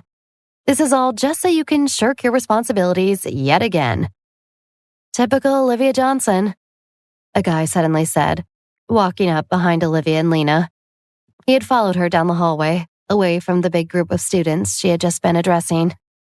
"Look," Olivia was starting to grow impatient. "I never asked for there to be a fundraising committee in the first place. This wasn't my idea. It was the student council who dragged me into this whole debacle." "Yeah, right," the guy scoffed. "Like we believe anything you say now, all you do is lie." "Just think about it logically. How could I have started this committee?" Olivia switched tactics, hoping maybe she could reason with her fellow classmates, who were once again circling around her. "I'm just one student, and I'm not even on the student council anymore." "You might as well be," he shouted. "The way you're always tangled up with the student council, you end up taking up more of their time than school-related issues." A new wave of angry agreement sprang up throughout the growing crowd. "Well, that's something you should take up with them then," Olivia barked. "If you're upset with the student council, hold a recall election. This school is a democracy, and you have the ability to change it if you're so unhappy." This was actually what Olivia had hoped for from the start, but she knew the chances of this actually happening were very slim. "I'm not unhappy with the student council," the student reported. "I'm unhappy with you." A resounding call of agreement rang through the crowd. "All we want is to be a part of the fundraising committee," he continued, feeling encouraged by his fellow classmates. "We all joined knowing it would look best on our college applications, and now, not only has it been disbanded, but it's too late to sign up for any other clubs or committees. How do you think that's going to look to Ivy League universities?" the boy asked rhetorically. "Not good." "I'm sorry you didn't sign up for any other clubs," Olivia jeered, growing impatient with this boy. But nothing in life is ever promised, So maybe you should have had a contingency plan in place if getting into an Ivy League school is so important to you. Olivia rolled her eyes, clearly mocking this goal that she considered trite and outdated. At this, the boy, a senior named Luke Martin, flared up even angrier now. His family had a legacy at Harvard, and if he didn't get in, they would practically disown him. How arrogant this Olivia Johnson could be, talking down to the rest of them as if they didn't have hopes and dreams of their own. He clenched his own fist and gritted his teeth. "Olivia, you better watch the way you talk to us," Luke hissed out. "I'm warning you. Or you'll what?" Olivia asked flippantly. She figured Luke Martin was all talk and no bite. She knew most of the students at Marshall would never, ever hurt a fly. After all, they had paid help to do that. Luke looked at the posse Olivia had brought with her. The friends that flanked her on either side were ready to protect her at any cost. But then Luke looked around the crowd of likewise angry students and felt a surge of confidence. "There's way more of us who are against you than you have on your own side," he threatened. "If I were you, I wouldn't test those odds." The other students looked around at each other. Most of the students here just wanted the committee to be reinstated. Others were hopeful that maybe Olivia could be persuaded into forming a new committee, anything they could use to pad their college applications. But none of them wanted physical violent revenge against Olivia. Olivia saw the faces of the students as they took in the words of this one extremist, and she smiled to herself. "You might want to check that anyone has your back before you start making such threats," Olivia pointed out to Luke. "I know for a fact that everyone here is just as angry as I am." Luke looked around the room, searching for support. "Isn't that right, guys?" As Luke looked into the faces of other students around him, he was surprised to find that not one student would meet his gaze. "Oh, what? So I'm the only one who's taking this seriously enough that I'd resort to any means necessary?" he asked accusatorily, forcing the other students to acknowledge him. "Hey, man, it's just not worth it," one boy piped in.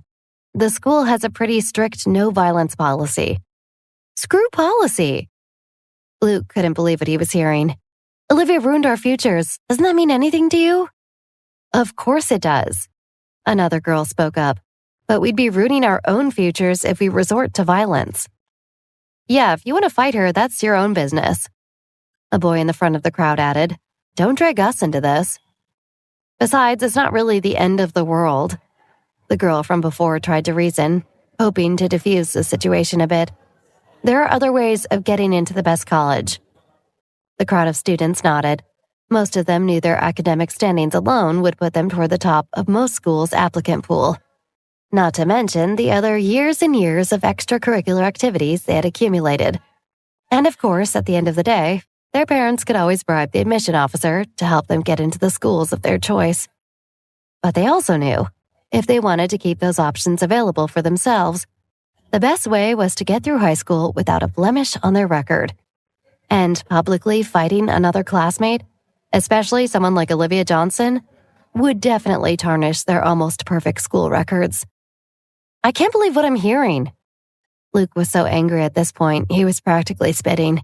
"You're all a bunch of cowards." Feeling slightly emasculated by the insult, one of the boys in the crowd shouted, "If you're not a coward, then just do it already." Luke looked at the students' faces and saw their anticipation and doubt. Then he turned to Olivia, who just looked at him, smirking like she knew he didn't have the guts to do it. Luke felt his face go hot and his ears started to ring. He was so sick of people doubting him. He was so unbelievably tired of having to prove himself day after day. Suddenly, as if blacking out, he ran towards Olivia, clenching his fist and getting ready to swing. Olivia gasped and Millie screamed as Luke came pummeling towards them. There were too many people around for Olivia to use her powers on them. She hadn't even expected it, so she wasn't prepared. Luke reached back ready to throw the punch as Olivia scrambled to try to focus her powers enough to stop him. But she couldn't quickly think of a way to do that without making it look too obvious. Just then, a man's voice boomed over the crowd from the back of the room. "Young man, you hold it right there." Luke looked over his shoulder towards the voice, only to see Principal Yan himself. But it was too late. Luke had already taken a swing, and he could feel his fist make impact with the bones in Olivia's face. He couldn't believe he'd actually done it. He turned back to Olivia to see the damage he had caused, only to find that it was actually Sam Feinstein he had decked right in the eye. At the last possible second, Sam had jumped in the way of Luke's fist to protect Olivia. Now he was standing there, doubled over, holding both hands to his eye and breathing in through his teeth. On the other side of the room, just out of sight, Camilla and Cameron Pell stood watching the entire showdown. Camilla had been staring straight at Luke's fist when it made contact with Sam's face. Watching Sam now, she could almost feel his pain, which sent a tingling sensation through her body. Camilla turned to her brother and began signing. "Brother, do you think this Sam Feinstein might be an idiot? I'd pegged him as smarter than the others, but this act of self-sacrifice makes me doubt his intelligence." Cameron didn't answer Camilla. He was busy staring straight at Millie, who had immediately run to Sam's side to care for him. Back up at the front of the room, Olivia and Lena joined Millie, leaning over the injured Sam Feinstein, trying to assess the level of damage he had just incurred. "Sam, are you okay?" Olivia asked. Still stunned, he jumped in the way for her. Sam tried to smile reassuringly at the girls, but ended up looking like he might be sick. "Yeah, I'm okay," Sam eked out, one hand still clamped over his eye. "Just a little dizzy." "Let's get you sitting down," Millie offered, slowly ushering Sam towards a chair along with Lena's help. "We'll get you some water and an ice pack, too," Millie reassured Sam, who was swaying slightly on his feet. From the back of the room, Principal Yan was now pushing his way through the crowd of whispering students. They had all been riled up over the drama, but were doing their best to hide it in the presence of such a powerful authority figure. Principal Yan stalked up to Luke, glowering down at the boy. "All right, son, tell me what your name is and what grade you are in." Luke was shaking now. He had never thought he'd actually get caught for something like this, and especially not by the principal of the entire school. "Speak up," Principal Yan boomed, making Luke jolt in fear. "My name is Luke Martin, sir." Luke's voice was practically in a whisper now, "and I'm in the senior class." Principal Yan pulled out his phone and was already accessing the school database to look up Luke Martin's records. "Principal Yan, please," Luke begged, knowing he was really in trouble now. "I was being impulsive. I know I made a mistake. I'll apologize to Sam and Olivia and everyone. Just please don't tell my parents about this." Principal Yan ignored Luke as he continued looking through the school records. "I'll do anything. I'll stay late after school and help polish trophies, or I'll come in on weekends and organize all your files for you. Just please don't put this on my record." Luke was desperate now. He knew, just like the other students had warned him, this is what would ruin his chances at Harvard. "Mr. Martin," Principal Yan said, never looking up from his phone, "do you own a copy of the Marshall School Student Handbook?" "Yes, sir. Of course, sir," Luke answered. Every student received a copy of the handbook when first arriving at Marshall School, and was expected to be able to recite any passage from the book at any given time. "Good," Principal Yan answered, easing Luke's anxiety slightly. "And if you own a copy of the Marshall Student Handbook, then you must know what the second rule in the list of the Golden Rules is." Luke looked down at his shoes. "Yes, sir," he mumbled. Principal Yan waited a moment, then impatiently bellowed, "Let's hear it, then." Luke took a deep breath, then began to recite. "The Marshall School abides by a zero-tolerance policy towards violence." Tears began welling in Luke's eyes, and his voice began to shake. "Any student found causing violence towards any other student or faculty will thereby be expelled from the Marshall School without refund of tuition." "Very good," Principal Yan said, stony-faced. "So, Mr. Martin, it appears you have knowingly broke school rules, thus sealing your own fate." "Please," Luke whispered, tears now tumbling down his face. "I'm sorry, Mr. Martin, but the rules are in place for a reason." Principal Yan raised his voice so that everyone would understand the gravity of the situation. A wave of whispers rippled through the students. "Now," Principal Yan clapped his hands loudly, causing a few students to jump. "Everyone back to your respective classes. Rest assured, I will be further investigating the cause of this unfortunate situation. But for the moment, I need everyone to evacuate the area." Students began shuffling out of the room as Luke crumbled to the floor, sobbing over his own misfortune.